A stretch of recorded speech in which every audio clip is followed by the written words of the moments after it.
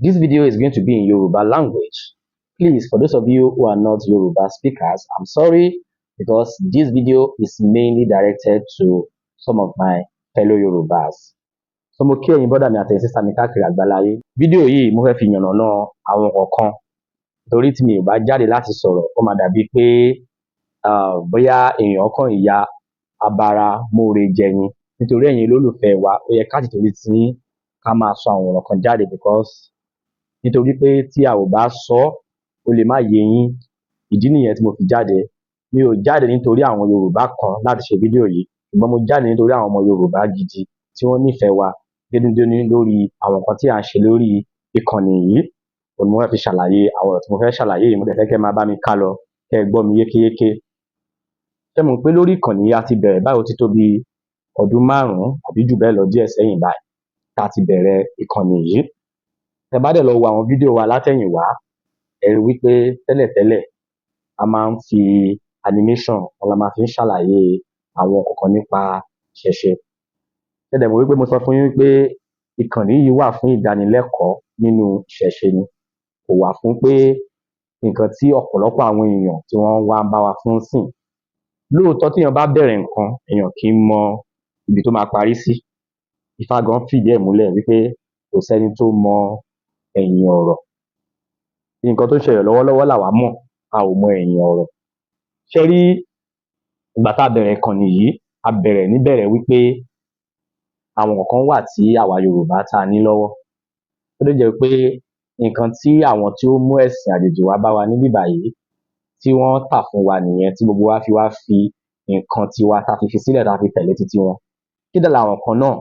Òun ni ìmọ̀ ìjìnlẹ̀ nípa bí èèyàn ṣe lè bá Olódùmarè sọ̀rọ̀, bí èèyàn ṣe lè ní ìfọ̀kànbalẹ̀ nípa ìlànà ìmọ̀ Ọlọ́run. Ọ̀pọ̀ èèyàn wa la wò pé Ọlọ́run wà, Olódùmarè wà, ọ̀pọ̀lọpọ̀ wa la mọ̀. Àwọn tó dẹ̀ wá polongo ẹ̀ jù fún wa, táwa ti wá gbàgbé pé àwọn bàbá wa náà mọ̀ nípa ẹ̀. Àwọn tó polongo ẹ̀ jù fún wa ni àwọn ẹlẹ́sìn Mùsùlùmí àtàwọn ẹlẹ́sìn Kìrìsìtẹ́nì. Àwọn ló wá dàbí pé ọ̀pọ̀lọpọ̀ wa la ti ń dàgbà tá à tiẹ̀ mọ̀ wípé àwọn bàbá wa, àwọn ancestors wa, àwọn náà mọ̀ nípa pé Ọlọ́run Olódùmarè wà níbì kan. Ṣé wá rí bí àwọn bàbá wa tí wọ́n ṣe wá fi gbogbo ìpolongo yẹn lẹ̀, tí wọ́n wá jẹ́ kí àwọn àjòjì yìí kan wọ̀ wá lára. Òun ni ọ̀pọ̀lọpọ̀ àwọn ọ̀dọ́ ṣe wá rò bí wípé àwọn ti ẹlẹ́sìn àtọ̀húnrìnwá yìí nìkan ló mọ Ọlọ́run. Ṣé dẹ̀ mọ̀ pé nǹkan tá ń pè ní pé èèyàn mọ Ọlọ́run yìí ọkàn ni ó wà. Èèyàn míì wà tó kàn máa sùn, ó máa jí, ó máa wo òkè, ó máa wọlẹ̀, á ní ta ló dá gbogbo àwọn kinní wọ̀nyí? Omi ta ló dá? Igi, gbogbo ẹ̀ bí kan ṣe ń kú, bí kan ṣe ń jí, ta ni ẹni tó wà nídìí ẹ̀? Ọ̀pọ̀lọpọ̀ wa la máa ń rò lọ́kàn wa. Ẹni tó bá dẹ̀ ti ń ro eléyìí lọ́kàn ẹ̀, ìyẹn túmọ̀ sí wípé ó fẹ́ mọ Ọlọ́run ni tá ń pè ní Olódùmarè. Ìdí tí a ṣe gbé ètò yìí kalẹ̀ nìyẹn wípé àwọn bàbá wa, àwọn náà ní ìlànà tiwa gan ló wá jẹ́ òtítọ́ nítorí àwa ló wà fún. Ìdí nìyẹn táwa fi wá wò pé ẹ jẹ́ ká lọ máa bá àwọn bàbá wa wọ̀nyí. Àwọn bàbá wa tí wọ́n ti wà nídìí wípé traditional yìí ni wọ́n jókòó sí, ìdí ẹ̀sìn àbáláyé, ìdí àwọn kan wà wọ́n ní fẹ́ pè ní ẹ̀sìn, ṣùgbọ́n ẹ jẹ́ ká pè ní àṣà àbáláyé wa. Àwọn bàbá wa tí wọ́n ṣì ní lọ́wọ́, a sọ wípé oògùn o, because ara ibi tá a tún ń bọ̀rọ̀ lọ nìyẹn. A sọ wípé bàbá tó ní àfọ̀ṣẹ là ń wá káàkiri, bàbá tó ní oògùn ayẹta là ń wá káàkiri. Àwa ò ṣe yẹn níbí báyìí o. A ti máa ń sọ tipẹ́, ó wà lára ìlànà tí a ní níbí báyìí wípé àwọn nǹkan wà tí àwa ò kì í sọ pé nǹkan báyìí ẹ lọ gbà á níbi báyìí. Nǹkan tí ètò yìí wà fún ni wípé láti dára wa lẹ́kọ̀ọ́ nípa ìlànà tí àwa adúláwọ̀ fi mọ Olódùmarè. Ọ̀pọ̀ èèyàn ni ò mọ ìdí tí a fi dá ìkànnì yìí sílẹ̀. Mo fẹ́ fi àkókò yìí láti ṣàlàyé fún gbogbo àwọn ọmọ Yorùbá tí wọ́n jẹ́ olólùfẹ́ wa, tí wọ́n wò wá, ká lè ṣàlàyé fún wọn. Nítorí ó níbi tí mo ṣì ń bọ́rọ̀ lọ. Tẹ́ bá wo àkọlé fọ́nrán yìí, ẹ rí wípé ibi tí mo ṣì ń bọ́rọ̀ lọ mi ò tíì débẹ̀. Mo ṣì kọ́kọ́ fẹ́ ṣàlàyé fún yín lẹ́kùnrẹ́rẹ́ ibi tá a ti bẹ̀rẹ̀, bá a ṣe bẹ̀rẹ̀, then ibi tá a tún dé and ibi tá a tún ń lọ. á ṣàlàyé fún àwọn Yorùbá wa kan tán nífẹ̀ẹ́ wa, àwọn olólùfẹ́ wa tán ní sọ̀rọ̀ nípa àwọn míì o tó jẹ́ pé nǹkan ti wu nǹkan kò sí bẹ́ẹ̀ ṣe lè forí ṣe fọrùn ṣe fún wọn tó wọn lè nítẹ́lọ́rùn, á sọ̀rọ̀ nípa àwọn yẹn. Now nígbà tá a bẹ̀rẹ̀ a wá rí i pé ká máa fi ọ̀rọ̀ wá àwọn bàbá wa wọ̀nyí lẹ́nu wò. Tẹ́ bá dẹ̀ lọ wo àwọn fọ́nrán wa, àwọn interview tá a ti ṣe fáwọn bàbá wọ̀nyí, a máa ń fi ọ̀rọ̀ wá wọn lẹ́nu wò ni. Fún àpẹẹrẹ, kí ni wọ́n pè ní Olódùmarè? Fún àpẹẹrẹ, àwo náà pè ní babaláwo. Fún àpẹẹrẹ, kí ni wọ́n pè ní Ifá? Fún àpẹẹrẹ, àti bẹ́ẹ̀ bẹ́ẹ̀ bẹ́ẹ̀ bẹ́ẹ̀ lọ. A jáde síta rí báyìí ká sọ wípé bàbá yìí wí bẹ́ẹ̀ jẹ́ bẹ́ẹ̀ ni ẹ lọ bá bàbá yìí ó nìkan báyìí, àwa ò ṣe yẹn. Àwọn nǹkan tí a máa ń bá lọ sí ọ̀dọ̀ wọn ni pé ká béèrè ìbéèrè. Bẹ́ẹ̀ ni nígbà yẹn àwa ò tiẹ̀ tí ì mọ̀ bí orí ayélujára ṣe rí nípa pé èèyàn gbé babaláwo wá sórí ètò. Àwa dẹ̀ rí pé kán máa pe nọ́mbà wọn síta. Àwa ṣe yẹn pé normal bó ṣe yẹ kó ṣe rí náà nìyẹn, ṣẹ mọ̀ pé bó ṣe yẹ kó ṣe rí nìyẹn. Ẹ gbéyàn wá o, tán bá fẹ́ béèrè ìbéèrè o àbí ẹ fẹ́ dánilẹ́kọ̀ọ́, àwa bẹ̀rẹ̀ sí ní fi nọ́mbà síta. Ṣẹ rí ọ̀sẹ̀ tá a bẹ̀rẹ̀ láti máa fi nọ́mbà síta yẹn, àwọn tá a gbé jáde ńgbà yẹn, babaláwo tá a gbé jáde lóríṣiríṣi nígbà yẹn, bíi pé mo ti dá wàhálà lẹ̀ sórí ayélujára ni lọ́dọ̀ ti tèmi, nítorí ọ̀dọ̀ mi ni ó wà, nítorí èmi ni mo mọ àwọn nǹkan tí mo dojú kọ ńgbà yẹn. Ló bá di pé hello ṣẹ́yìn ni Get a Better Life TV, ṣẹ́yìn lẹ gbé bàbá kan wá sórí ìkànnì yín tí mo ti fún wọn lówó láti ọjọ́ báyìí, ó ti tó ọjọ́ mẹ́ta báyìí wọn ò gbé kọ́ọ̀lù mi o, ẹ̀yin lẹ gbé àwọn 419 wá sórí ìkànnì, ẹ̀yin lẹ ṣe gbá, ẹ̀yin lẹ ṣàwo.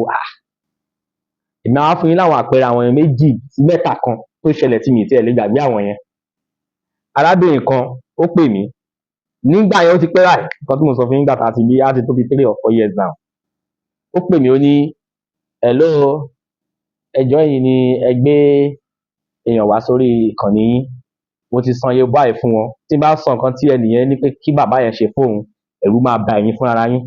Ṣé rí nǹkan tí arábìnrin yẹn ní kí bàbá yẹn ṣe fóun, kò ń ṣe nǹkan tó ṣe fẹnu sọ, mi ò ní sọ lórí ayélujára, nítorí kó má lọ dàbí pé nǹkan táwa náà tún ń gbìyànjú láti fọ̀ kó mọ́, kó má tún jẹ́ páwa náà la tún ń bàjẹ́.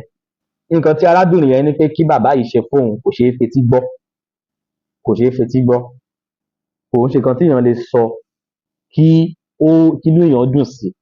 Mi ò ní sọ̀rọ̀ lọbẹ̀ lọ títí, ṣùgbọ́n nǹkan tí arábìnrin yìí ní kí bàbá yìí ṣe fóun yìí, ó wá sanwó fún bàbá yìí. Ọjọ́ méje lọ, nǹkan tó fẹ́ kò ṣẹlẹ̀, ó wá di 21 days tí bàbá yẹn tún sọ pé kó dórí 21 days, nǹkan tó fẹ́ kò tún ṣẹlẹ̀. Ní arábìnrin ṣẹ̀ wá bá mi tó bẹ̀rẹ̀ sí ní wá insult mi, ó bẹ̀rẹ̀ sí ní sọ oríṣiríṣi ọ̀rọ̀ sí mi pé èmi ni mo gbéyàn wá sórí ìkànnì, wọ́n gbowó lọ́wọ́ òun, nǹkan tó ní kán ṣe kò ṣe. Ìyẹn ò tiẹ̀ wá dùn mí, ṣùgbọ́n ní gbogbo ọ̀sẹ̀ yẹn mo bẹ̀rẹ̀ sí ní wá gba oríṣiríṣi ìpè. Hello ẹ jọ̀ọ́ bàbá kan wà ní mo fún 500,000 báyìí láti last week, wọn ò tí gbé call mi. Wọ́n rò pé kí ló wá le tó bẹ́ẹ̀? Ṣé èèyàn tó wá máa ṣe program dáràn ní báyìí? Lóòótọ́ a lè sọ pé kò kàn mí, ṣùgbọ́n ó tún kàn mí, nítorí ẹni tó ń pè, nǹkan tó ń jó lára ló fi pè, láti lè sọ pé kóun fi ọ̀rọ̀ lọ̀ mí àbí kóun sọ̀rọ̀, ìmíì èébú ló máa mú wá, ìmíì ó máa kàn fi ọ̀rọ̀ yẹn lọ̀ mí ni màá dẹ̀ dá sí i, màá pè, màá dẹ̀ bá wọn settle ẹ̀ ní gbogbo ìgbà yẹn.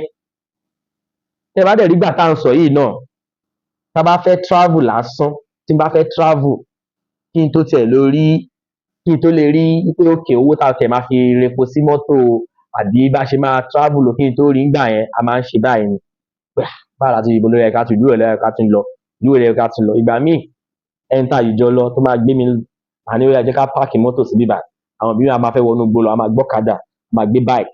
Ẹ ti rí àwọn fídíò tá a ti máa ń fi ọ̀kadà káàkiri. Gbogbo ìgbà yẹn nígbà tá a bá ń struggle ni láti lè máa travel ká máa ṣe content tá à ń ṣe nípa àwọn ìwádìí tá à ń ṣe nípa ìṣẹ̀ṣe wa. Now gbogbo ẹ̀ wá ń lọ, ó wá bà mí nínú jẹ́ pé kí ló ń ṣẹlẹ̀ báyìí. Èmi gan tí mò ń lọ ń ṣe gbogbo interview yìí, mi ò ń béèrè owó lọ́wọ́ àwọn bàbá wọ̀nyí, mi ò lọ sọ́dọ̀ àwọn bàbá yìí rí, kì í béèrè. Ẹnìkan gan ti sọ fún mi rí pé ó ti sọ sínú comment section rí pé ṣé mọ̀ pé nígbà táwọn èèyàn lọ ń comment sínú comment section pé àwọn bàbá yìí gbowó lọ́wọ́ wọn ṣe kinní kan, ẹnìkan ti comment síbẹ̀ pé don't you know that wípé wọ́n máa ti gbowó lọ́wọ́ àwọn bàbá yẹn máa fẹ́ recover owó yẹn padà. Mo kàn rẹ́rìn-ín ni pé èmi gbowó lọ́wọ́ babaláwo, èmi ò lè ṣe bẹ́ẹ̀. Àwa gan nígbà míì gan la tún máa fún wọn ní recharge card pé bàbá ẹ bá fi ra recharge card, á fún wọn ní token pé fún owó pé òkè kan bá fi ra recharge card. Bá a ṣe ń ṣe nìyẹn, so à ń gbowó lọ́wọ́ wọn.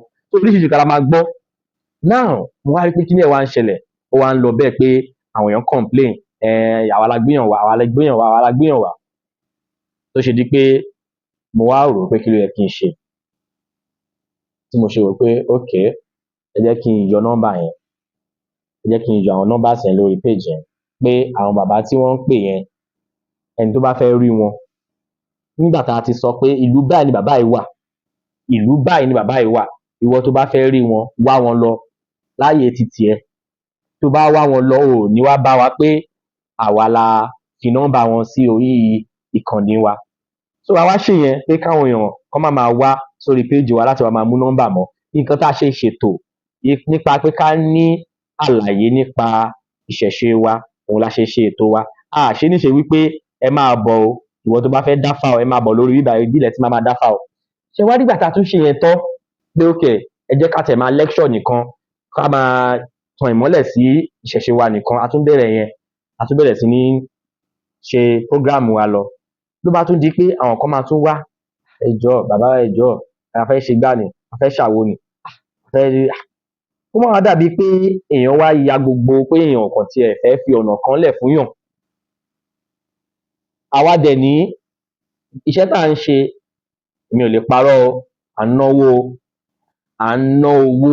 Tó bá jẹ́ wípé owó tí kéékèèké tá à ń gbà lórí YouTube tí ò tiẹ̀ lè ra, owó tí mò ń gbà lórí YouTube ṣé ó tiẹ̀ kò lè ra epo sí mọ́tò mi lẹ́ẹ̀mejì, pé full tank mi pé okay mo fẹ́ ra full tank, mo fẹ́ travel, kò lè rà á lẹ́ẹ̀mejì láwọn owó tá à ń gbà.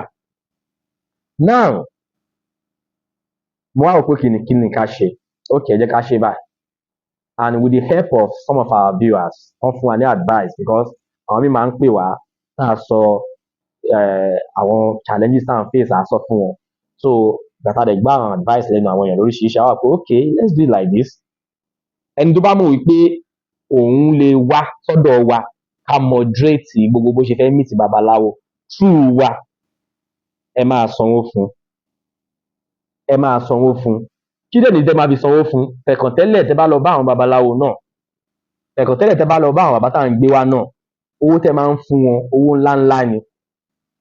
Owó ńláńlá 500,000, 200,000, 300,000, 400,000, even 1 million naira. I have the evidence with me. Ní gbogbo time gbà tí gbogbo ẹ̀ ń ṣẹlẹ̀ ńgbà yẹn, gbogbo àwọn tó ń sanwó fún àwọn bàbá yẹn, gbogbo wọn forward àwọn receipt tán fi sanwó fún bàbá yẹn, tán forward ẹ̀. Okay, these people are paying for this thing, they are paying. Ẹni tí ò bá lówó lọ́wọ́, tó bá lọ sí àdúgbò ẹ, wàá rí babaláwo àbí oníṣègùn bí ẹyọ̀kan àbí méjì. Ìwọ tó bá wá sórí ayélujára, ó yẹ kó ti mọ̀ pé o fẹ́ wá náwó ni, o fẹ́ wá náwó ni. A ní pé kó kúrò ní bóyá ẹni tó ń gbé ní Ìbàdàn, kó wá ní babaláwo kan wà ní Èkìtì, owó tó máa fi wọ mọ́tò láti Ìbàdàn wá sékìtì, ó dẹ̀ ń sọ pé kò sówó lọ́wọ́ ẹ̀, owó tó máa fi mọ́tò láti Ìbàdàn wá sékìtì lásán, wàá lodge sótẹ́ẹ̀lì. So kí là ń wá káàkiri nígbà tó wà ní Ìbàdàn tó rí babaláwo ní gbogbo Ìbàdàn tó wà, ó wá ní ìlú kan lẹ́kìtì, ó fẹ́ náwó nìyẹn. Lọ́kàn tèmi o, ó fẹ́ náwó ni, nítorí ká ní pé ibi tó ń lọ yẹn dandan pé nǹkan tó fẹ́ lọ bá ń bẹ̀ ó máa rí straight away, gbogbo yẹn ló wà mọ̀ pé okay, ẹ jẹ́ ká àwọn máa lọ rí nǹkan tó ń wá lọ yẹn o. Gbogbo à ń gbìyànjú ni, à ń gbìyànjú, we are all trying. Olódùmarè ló ní àṣẹ lọ́dọ̀. So gbogbo ẹ̀ la wá wò síra wọn pé okay, ìwọ tó bá mọ̀ pé o ò lè rí babaláwo ní àbí oníṣègùn ní agbègbè ibi tó ń gbé, tó bá wá sọ́dọ̀ wa, then ó yẹ kó lè san consultation charge, ó yẹ kó lè san consultation charge wa. A dẹ̀ ti kọ síbẹ̀ wípé please, ìwọ tó bá jẹ́ pé o ò lè wá sọ́dọ̀ wa, o ò lè san consultation charge wa, lọ síbi ibẹ̀ yẹn fúnra ra ẹ. Lọ nígbà tó fẹ́ lọ sọ́dọ̀, okay, tó bá sọ ń sìn pé bàbá kan wà ní ìlú kan báyìí, ìwọ dẹ̀ rò pé ìlú yẹn látọ̀dọ̀ ẹ sí ìlú yẹn is 5 hours drive, gbéra kó lọ sí ìlú yẹn, o ti mọ orúkọ bàbá, o ti ní fídíò ẹ̀ lọ́wọ́. Tó bá dé ìlú yẹn, o ò lè play ẹ̀ fún èèyàn méjì mẹ́ta mẹ́rin, or kó fi wọ̀n wá bí bàbá báyìí ni mò ń wá, wọ́n máa gbé ẹ délé wọn ni. But ẹ máa jókòó sínú ilé yín, ẹ wá mẹ́sẹ̀gì wa pé ẹ jọ̀ọ́ ẹ help mi, bàbá máa sọ fún yín pé please ẹ lo babaláwo tó bá wà ládùúgbò yín, ẹ lo babaláwo tó bá wà ládùúgbò yín. Nǹkan táwọn wá káàkiri yẹn ò tí ì yé mi. Kí ni à ń wá káàkiri? gbogbo nǹkan táwọn wá náà ni pé à ń fẹ́yàn tó máa ṣe oògùn fún wa ẹ máa káàkiri ẹ̀yin tẹ́ ẹ̀ káàkiri náà lẹ tún máa jáde tó máa tún ní èèyàn kan is 419. So nítorí pé àwa bá yín moderate ẹ̀ pé ẹ wá o tẹ́ bá wá sọ́dọ̀ wa when you consult us ẹni báyìí ló fẹ́ ìwọ tó bá wá pé ẹjọ́ mo fẹ́ dáfá lọ́dọ̀ babaláwo tí bá rí wípé nàìjíríà ló wà wípé kò sí mọ́ yóò lè sanwó consultation charge yẹn èmi á sọ fún ẹ pé you cannot pay it, please look for a babaláwo around your place. Ìlú kò sí ìlú tó yẹ máa dé tí yóò sì ní bá oníṣègùn àbí babaláwo, look for a babaláwo around you. Then tó bá ṣe insist pé torí pé àti wá gbé hàn wá yẹn o ọ̀rọ̀ tó sọ ó ti dùn mọ́ ẹ létí ó ti wí pé ọ̀rọ̀ tí bàbá yìí sọ yìí dandandandan bàbá yìí alágbára èèyàn kan ni àti bá débẹ̀ gbogbo nǹkan tí mo fẹ́ yẹn máa gbé lé mi lọ́wọ́ ni then wà wá débẹ̀ tán wà á náwó wà wá disappointed wà ní bàbá yẹn ṣe scam wà á dé ṣe fraud whereas ìwọ ló ń wá kan tí ò sọnù káàkiri now ìwọ ló ń wá kan tí ò sọnù káàkiri ṣé you understand? So now àwa wá bí mo ṣe ń sọ lọ àwa wò pé ẹ jẹ́ ká moderate gbogbo báwọn èèyàn ṣe ń wá sórí ìkànnì wa and at the same time we need finances. Kò sí gbogbo tí èèyàn bá fẹ́ ṣe kò sí project kò sí organization tí èèyàn bá ní téèyàn ò ní téèyàn ò ní tó bá rówó láti fi máa gbé lárugẹ the organization will fall. Get a Better Life TV is an organization well registered and we need finances to continue with what we do and we are still going higher and higher láti lè máa defend ìṣẹ̀ṣe láti lè máa promote ìṣẹ̀ṣe láti lè máa the beauty of ìṣẹ̀ṣe we are selling the beauty of ìṣẹ̀ṣe to the world and that is exactly what we are doing now. Adẹ̀ ti bẹ̀rẹ̀ I could remember mo rántí ìgbà tí mo máa ń ṣe live nígbà kan báyìí bí I think 2 years ago àwọn ìwé kan wà tí mo máa àwọn ìwé yẹn àwọn owó tó ti pẹ́ ìwé yẹn ti pẹ́ báyìí máa fi ń ṣe live ìgbà yẹn I was able to pay for a month subscription lórí StreamYard mo san a month subscription no mi ò sanwó sorry I did not pay I was using free version lórí StreamYard so mo wá rí i pé the hours tán fún wa lórí StreamYard yẹn mo ti exhaust for the month èmi ò tiẹ̀ wá mọ̀ pé nǹkan lára àwọn brother wa tó jẹ́ Igbo mi mọ̀ pé kan lára wọn tẹ̀ máa ń wo program yẹn it's an Igbo man so ìgbà míì tí bá sọ wípé mi ò torí àwọn Yorùbá kọ̀ọ̀kan ṣe program yìí ẹ máa rò pé à ń ṣeré ni àbá ń sọ̀rọ̀ ṣé láwọn Yorùbá wa kọ̀ọ̀kan wà tó yẹ pé àwọn gan-an ni problem tí wọ́n ṣe jẹ́ kí ìṣẹ̀ṣe kó grow àwọn gan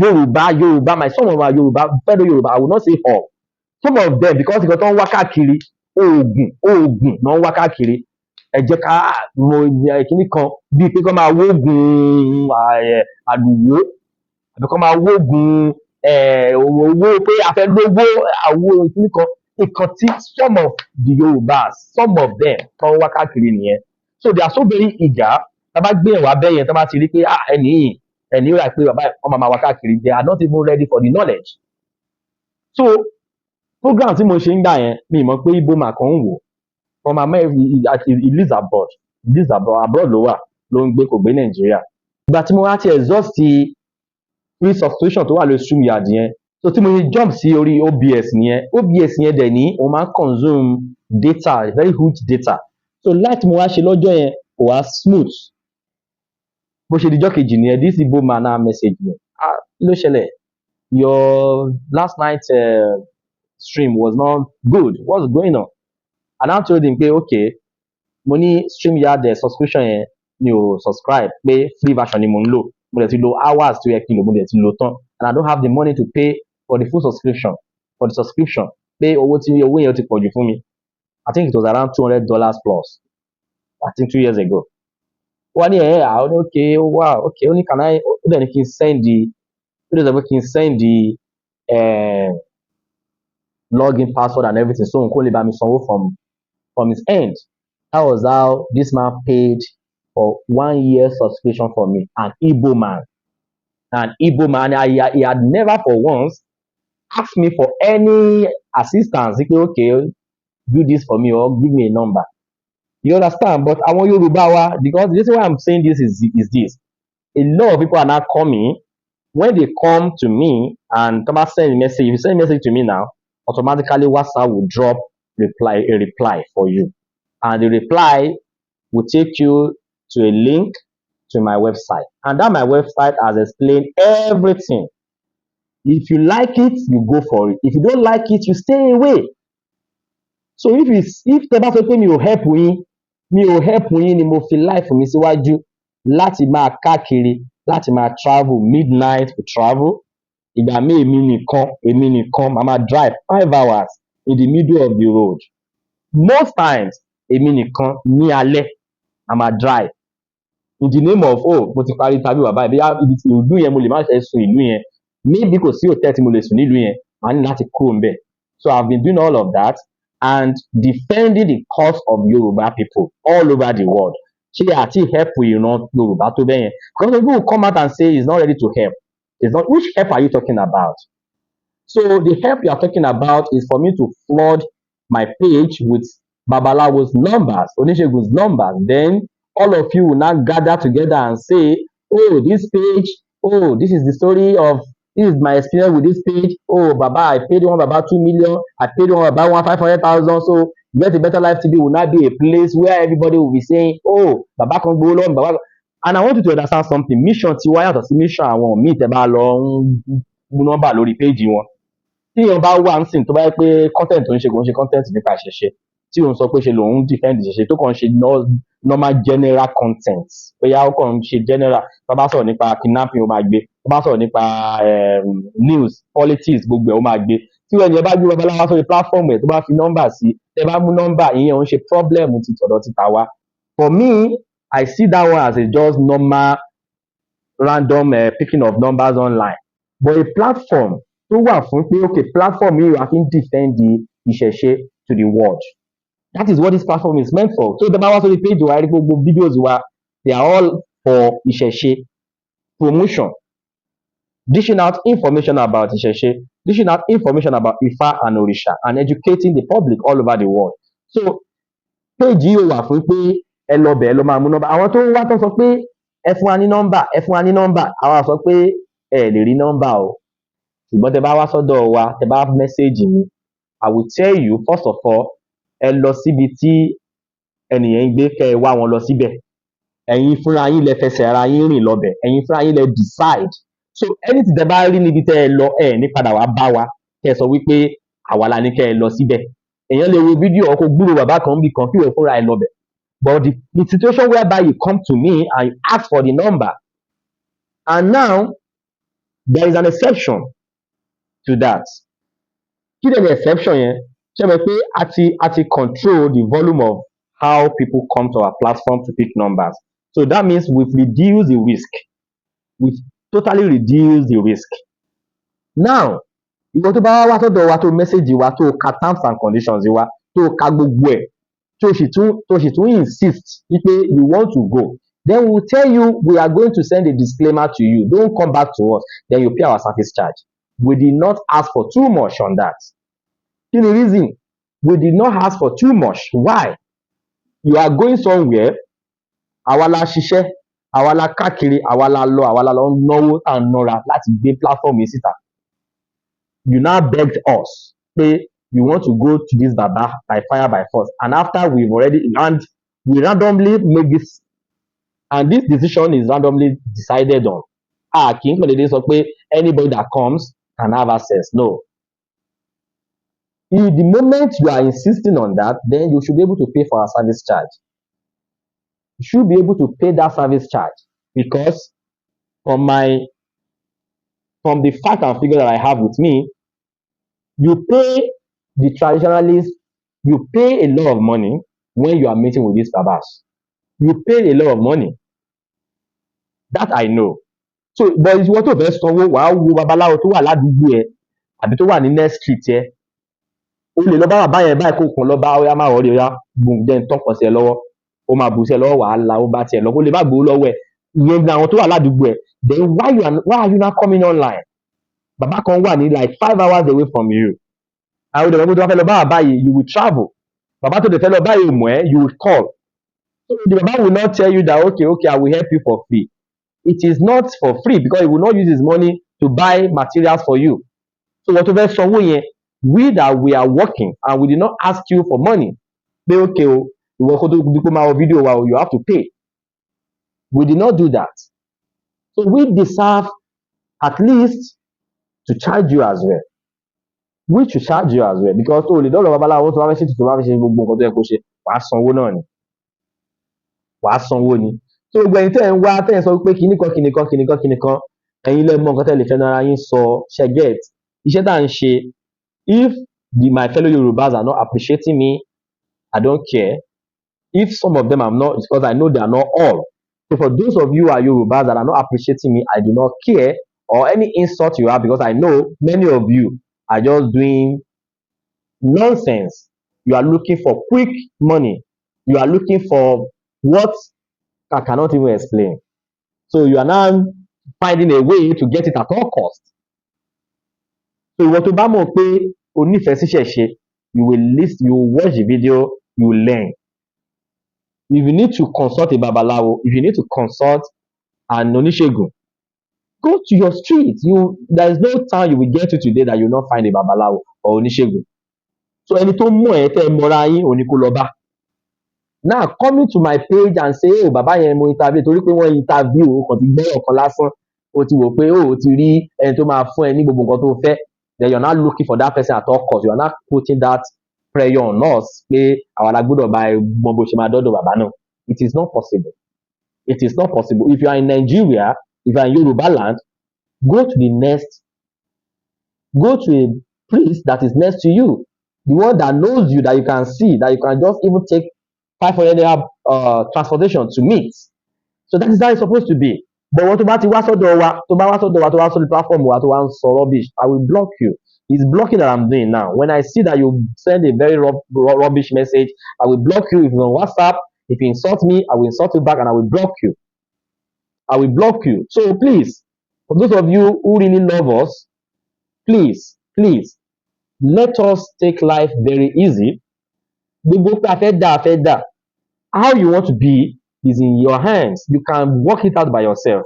You don't have to see that, oh, bàbá kan wà bí kan, òun ló máa ràn mí lọ́wọ́, a máa sá káàkiri, tó bá yá wàá padà wá náà ti gbá ẹ. Ṣé mo iye oríṣiríṣi àwọn ọ̀rọ̀ tá máa ń gbọ́, mo message tá à ń rí pé mo ti náwó.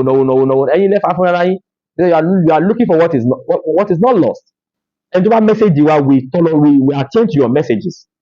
We explain ourselves to you. And tó message mi ò mọ̀ rí, mi ò mọ̀ bí tó, mi ò mọ̀ ojú ẹ, mi ò mọ̀ ẹ rí from anywhere. So I have to tell you exactly how I do my thing. So if it's okay by you, you follow it. If it's not okay by you, you stay away. Right? So that is how we do here.